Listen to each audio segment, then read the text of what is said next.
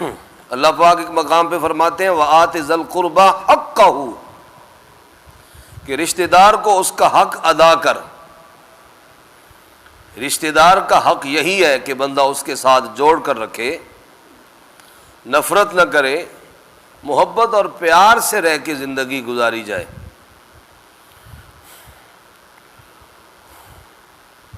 نبی پاک علیہ السلام نے ایک حدیث شریف میں فرمایا افشوا السلام وأطعموا الطعام وصلوا الارحام وصلوا باللیل والناس نیام تدخلوا الجنۃ بسلام۔ بہت ہی فصیح بلیغ جملے۔ افشوا السلام، سلام کو عام کر دو، ہر آنے والا بندہ بیٹھوں کو سلام کرے، دو بندے آپس میں ملاقات کریں تو سلام کریں، چھوٹوں کو سلام کیا جائے۔ فرمایا اطعموا الطعام، کھانا کھلاؤ، ایک دوسرے کی دعوت کیا کرو، اس سے محبت پیدا ہوگی، سلام سے بھی محبت پیدا ہوگی، ایک دوسرے کی دعوت کرنے سے بھی محبت پیدا ہوتی ہے۔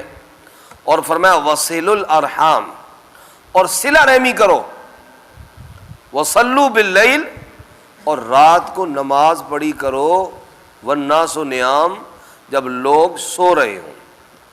تو اس کا نتیجہ کیا ہوگا؟ تدخل الجنت بسلام، سلامتی کے ساتھ تم جنت میں داخل ہوگے۔ یہ بخاری شریف کی روایت ہے۔ تو نبی پاک علیہ السلام نے دیگر چیزوں کے ساتھ ایک چیز یہ ارشاد فرمائی، صلہ الارحام، صلہ رحمی کرو، آپس میں محبت اور پیار سے رہو۔ اور ایک حدیث شریف جو حضرت ابو ہریرہ سے مروی ہے، اور یہ بھی بخاری شریف کی روایت ہے، نبی علیہ السلام نے فرمایا کہ جو بندہ یہ چاہتا ہے کہ اس کی رزق میں کشادگی ہو، رزق میں کیا ہو؟ کشادگی ہو، اور عمر اس کی لمبی ہو، تو پھر اسے صلہ رحمی کرنی چاہیے۔ صلہ رحمی کی وجہ سے اس کے رزق میں بھی کشادگی ہوگی اور اس کی عمر لمبی ہوگی، یعنی اس کی عمر اور زندگی پاکیزہ ستھری نیکیوں والی ہوگی۔ اور ترمذی شریف کی روایت میں نبی علیہ السلام نے فرمایا کہ نسب نامے سیکھو، اپنے نسب کو معلوم کرو، اپنا بابا، دادا، دادی، دادے کے بھائی، اسی طرح ہر لحاظ سے اپنے رشتہ دار جو ہیں ان کی پہچان کرو، نسب نامے سیکھو۔ کیوں؟ آپ علیہ السلام نے فرمایا اس لیے تاکہ تم صلہ رحمی کر سکو۔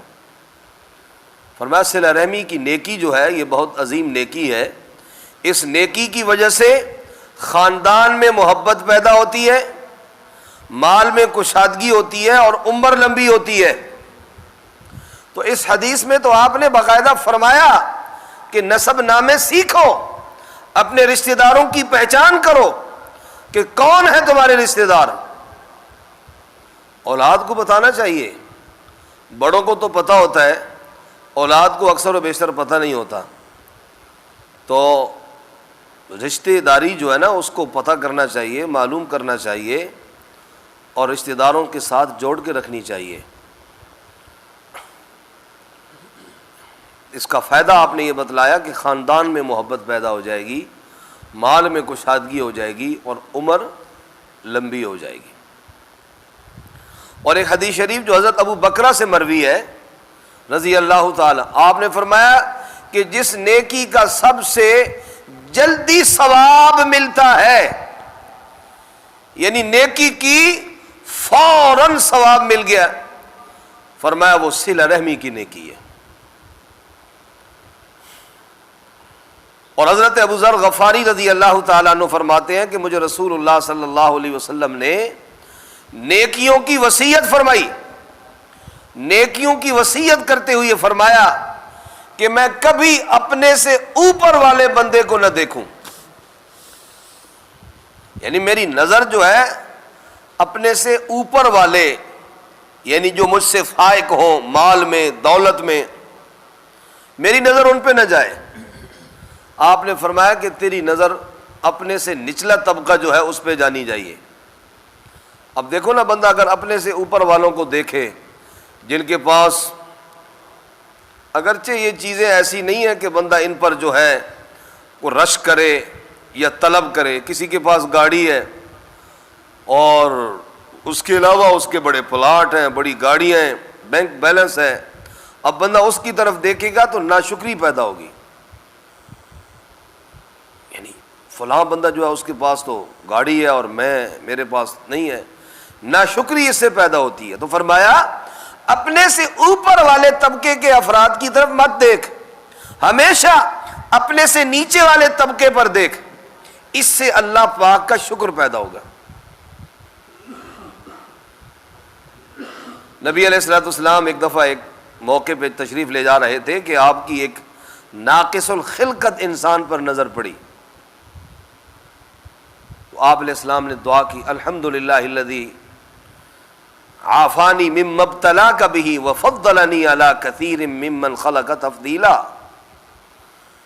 وہ بندہ کسی معذوری میں مبتلا تھا, کسی بیماری میں مبتلا تھا, نبی علیہ السلام اس کے پاس سے گزرے تو آپ نے اللہ کا شکر کیا کہ اے اللہ تیرا شکر ہے, تو نے مجھے ٹانگیں دے رکھی ہیں, میں چل رہا ہوں, میرے پاس ہاتھ ہیں میں پکڑ رہا ہوں, میرے پاس آنکھیں ہیں میں دیکھ رہا ہوں, میرے پاس کان ہیں میں سن رہا ہوں.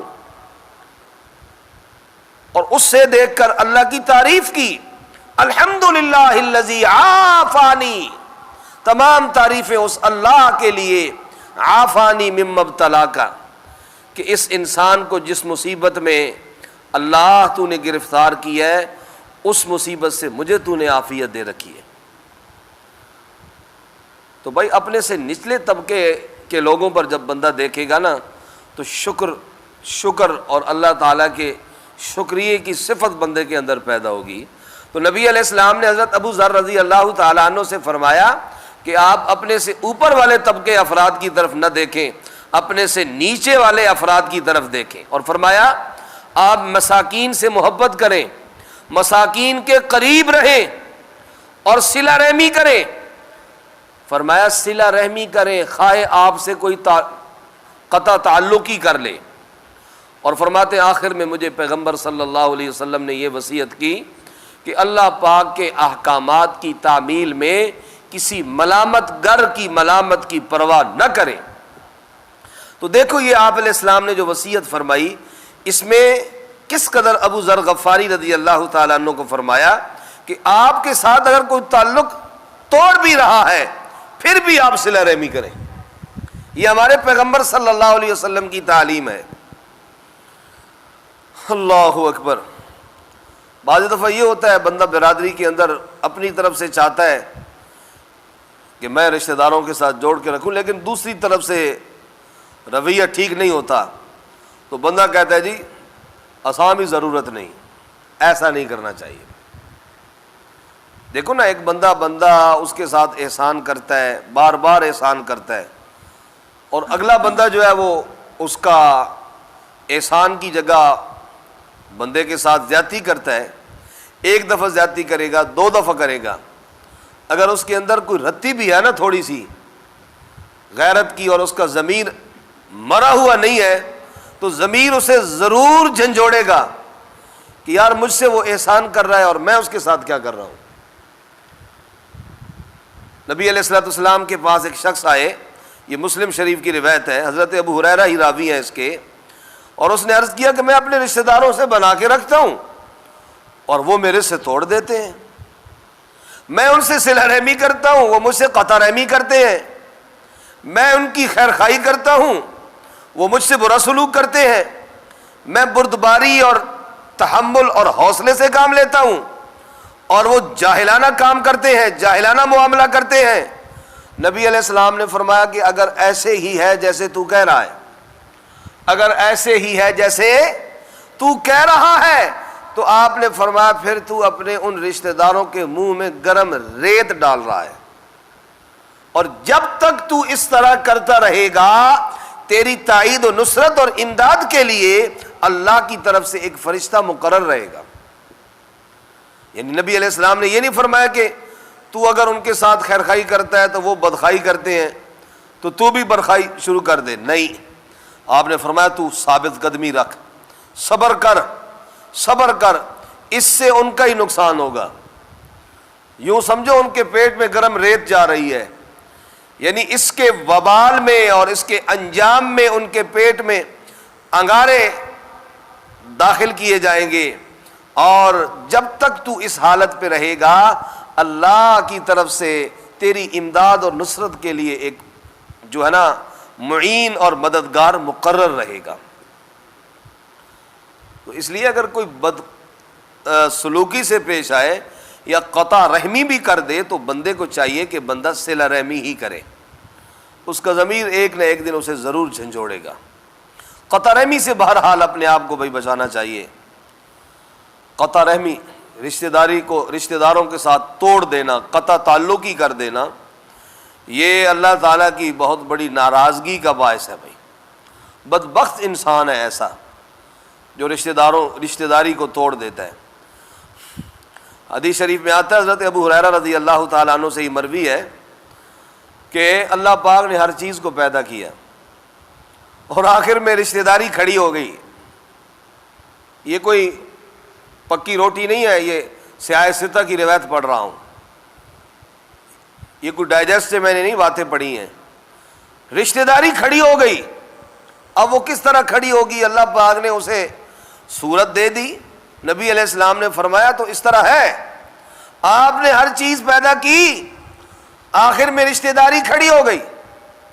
اللہ پاک نے رشتہ داری کو خطاب کرتے ہوئے فرمایا کیا تو اس بات پہ خوش نہیں کہ جو تجھے ملائے اسے میں ملاؤں؟ اللہ فرماتے ہیں میں اسے ملاؤں، اپنے قریب کروں جو تجھے ملائے، اور اس سے میں قطع تعلقی کر لوں، اپنی تائید اور نصرت کا ہاتھ اٹھا لوں جو تجھے توڑے۔ یہ اللہ پاک نے رشتہ داری سے کہا ہے کہ تجھے یہ بات پسند ہے؟ اس نے کہا جی ہاں اللہ جی مجھے یہ بات پسند ہے۔ تو اللہ پاک نے فرمایا جا، میں نے تجھے یہ صفت اور خوبی عطا کر دی۔ اور نبی علیہ السلام نے باقاعدہ یہ حدیث بیان کر کے اپنی اس بات کو قرآن کی آیت سے مؤید کیا۔ اللہ پاک سورہ محمد میں فرماتے ہیں، 22 نمبر آیت ہے، فَهَلْ عَسَيْتُمْ إِن تَوَلَّيْتُمْ أَن تُفْسِدُوا فِي الْأَرْضِ وَتُقَطِّعُوا أَرْحَامَكُمْ أُولَٰئِكَ الَّذِينَ لَعَنَهُمُ اللَّهُ فَأَصَمَّهُمْ وَأَعْمَىٰ أَبْصَارَهُمْ۔ یہ قرآن مجید ہے کہ جو قطع رحمی کرتے ہیں، فرمایا أُولَٰئِكَ الَّذِينَ لَعَنَهُمُ اللَّهُ، یہ اللہ کی رحمت کے نہیں، یہ اللہ کے غضب، غصے اور ناراضگی کے باعث ہیں، اور اللہ پاک ان سے ہمیشہ اپنی تائید و نصرت کا ہاتھ اٹھا لیتے ہیں۔ تو آپ نے، اللہ پاک نے رشتہ داری سے کہا پریشان نہ ہو، جو تجھے ملائے گا میں اسے ملاؤں گا اپنے ساتھ، میں اسے اپنے قریب کر دوں گا، اور جو تجھے توڑ دے گا میں بھی اس سے اپنی تائید و نصرت کا ہاتھ اٹھا لوں گا۔ اللہ اکبر۔ ہم یہ بس باتیں سن ہی لیتے ہیں، سنانے والے تو بڑے ہیں۔ پہلا دور ہوتا تھا علم کی بہت کمی تھی، لیکن آج تو ہر کوئی سنا رہا ہے، موبائل کھولو تو وہاں پر بھی تقریریں ہو رہی ہیں، اور بہت بیان کرنے والے آ گئے ہیں، لیکن عمل کی جو ہے نا وہ بہت کمزوری ہے۔ اللہ اکبر۔ حضرت امام اعمش بہت بڑے امام گزرے ہیں، یہ حضرت عبداللہ ابن مسعود کے شاگرد ہیں، اور عبداللہ ابن مسعود نبی علیہ السلام کے شاگرد ہیں جنہوں نے آپ کی صحبت میں بڑا عرصہ گزارا ہے۔ عبداللہ ابن مسعود ہی فرماتے ہیں نا، مسلم شریف کے اندر ہے کہ نبی علیہ السلام کی نماز پڑھ کر دکھائی، اور فرماتے ہیں کہ آپ نے نماز کی شروع میں رفع یدین کیا، پھر اس کے بعد نہیں کیا، تکبیر تحریمے کے وقت آپ نے رفع یدین کیا۔ یہ عبداللہ ابن مسعود ہی ہیں، اور یہ آپ کے شاگرد ہیں، بڑی خدمت کیا انہوں نے آپ کی۔ تو ہم کہتے ہیں کہ دوسری روایات ہیں، لیکن ہمارے پاس بھی روایت ہے۔ نبی علیہ السلام کا اگر فرمان ہو کہ رفع یدین کرو رکوع جاتے وقت، سجدہ جاتے وقت، پھر تو بات ہی ختم ہو گئی ہے۔ رفع یدین کے بارے میں اختلاف آ گیا، کچھ صحابہ کہتے ہیں کہ آپ نے رکوع کرتے وقت رفع یدین کیا، کچھ صحابہ کہتے ہیں کہ نہیں کیا۔ تو ہم کہتے ہیں بھائی رفع یدین شروع میں واقعتاً تھا، رکوع جاتے وقت بھی تھا، لیکن بعد میں وہ باقی ساری چیزیں منسوخ ہو گئیں۔ آخر میں صرف جو ہے نبی علیہ السلام جب نماز کی ابتدا میں تکبیر تحریمہ کہتے تھے اس وقت رفع یدین، اور عبداللہ ابن مسعود فرما رہے ہیں، اور یہ روایت بھی درست ہے۔ علامہ ناصر الدین البانی جو بہت بڑے محدث گزرے ہیں سعودیہ میں، انہوں نے اس کی تصدیق، اور سارے اس کی تصدیق کرتے ہیں۔ تو میں عرض یہ کر رہا ہوں، عبداللہ ابن مسعود رضی اللہ تعالیٰ عنہ فجر کی نماز کے بعد ایک حلقے میں بیٹھے تھے، کچھ ان کے پاس لوگ تھے، شاگرد تھے یا عام دوسرے لوگ تھے، جن میں بعض صحابہ بھی تھے، بعض تابعین تھے۔ اس وقت عبداللہ ابن مسعود نے اللہ کا واسطہ دے کر فرمایا، بڑی سننے والی بات ہے بھائی، عبداللہ ابن مسعود نے اللہ کا واسطہ دے کر فرمایا کہ ہاں بھائی، مجلس میں جتنے بھی لوگ بیٹھے ہیں، اگر کوئی قطع رحمی کیا ہوا ہے، اگر کسی نے اپنے کسی رشتہ دار کے ساتھ قطع تعلقی کی ہوئی ہے، تو اللہ کا واسطہ یہاں سے اٹھ جائے، ہماری مجلس سے اٹھ جائے۔ کیوں؟ اس لیے کہ ہم دعا کرنے لگے ہیں، اور قطع رحمی کرنے والے پر اللہ پاک نے اپنی رحمت کے دروازے بند کی ہوئی ہیں۔ جھنجھوڑنے والی بات ہے بھائی۔ عبداللہ ابن مسعود فرماتے ہیں کہ اگر کوئی قطع رحمی کرنے والا ہے تو اٹھ جا بھائی، مہربانی، اللہ کا واسطہ ہے، اٹھ جا یہاں سے، ہم دعا کرنے لگے ہیں، خاص دعا۔ اور اگر کوئی قطع رحمی والا ہماری اس دعا اور مجلس میں ہوگا تو امید نہیں ہے کہ ہماری دعا قبول ہوگی، اس لیے کہ قطع رحمی کے متعلق جو قطع رحمی روایات میں باقاعدہ آتا ہے کہ جمعرات و سوموار کو اعمال پیش ہوتے ہیں تو مغفرت کر دی جاتی ہے، لیکن قطع رحمی کرنے والے کی نہیں مغفرت کی جاتی۔ تو اس لیے اللہ پاک ہمیں صلہ رحمی کرنے کی توفیق دے، قطع رحمی سے بچائے بھائی۔ حضرت ابو موسیٰ اشعری رضی اللہ تعالیٰ عنہ سے مروی ہے، مسند احمد میں روایت ہے، فرمایا کہ 3 شخص جو ہیں وہ جنت میں داخل نہیں ہوں گے۔ ایک شراب کا عادی، شراب کا عادی، عادت پڑی ہوئی ہے، جسے لت پڑی ہوئی ہے۔ ایک تو کبھی کسی نے پی لی، وہ بھی غلط ہے، گناہ ہے، فسق ہے، لیکن ایک یہ کہ لت پڑ گئی ہے۔ ہاں جی، آج کل تو ہمارے پاکستان میں بھی باقاعدہ وہ پرمنٹ پہ وہ مل رہی ہے جی۔ ہاں جی، لوگ لے رہے، وہ دھڑا دھڑ لے رہے ہیں جی۔ ہم نے جو ہمارے یہاں شادی کی تقریب ہے جی، وہ شادی کی تقریب کے لیے جائز ہو جاتی ہے شراب، لاہور میں اور کئی مقامات پہ وہ باقاعدہ پرمنٹ جاری کیے جاتے ہیں، اور پھر اس پہ جو ہے شراب دی جا رہی ہے، بیچی جا رہی ہے۔ یہ پاکستان میں اسلامی جمہوریہ پاکستان، ریاست مدینہ پاکستان۔ تو فرمایا 3 بندے جنت میں داخل نہیں ہوں گے، پہلا شراب کا عادی، اور دوسرا کاہن کی تصدیق کرنے والا، جادوگر کی تصدیق کرنے والا۔ ہاں جی، ایتھو فون کی تھا عامل صاحب کو، جی آیا جی بڑا پرابلم ہے ہمارے گھر میں، ہمارا کاروبار بڑا بند ہو گیا، دکان پہ کوئی گاہک نہیں آتا۔ ادھر سے جادوگر نے حساب لگایا، کراچی بیٹھا ہے یا پتہ نہیں کہاں بیٹھا ہے، اس نے کہا جی تمہارے اوپر تو جادو ہو گیا ہے۔ ادھر سے بیٹھ کے فون پہ اس نے بتا دیا کہ تمہارے ساتھ یہ مسئلہ ہے، اور اب بندے نے تصدیق کر لی کہ واقعتاً ہمارے ساتھ ہے۔ تو فرمایا یہ کاہن اور جادوگر کی تصدیق کرنے والا بھی جنت میں نہیں جائے گا۔ اور تیسرا بندہ آپ نے فرمایا قطع رحمی کرنے والا، وہ جنت میں لا يدخل الجنت قطاع، وہ جنت میں نہیں جائے گا۔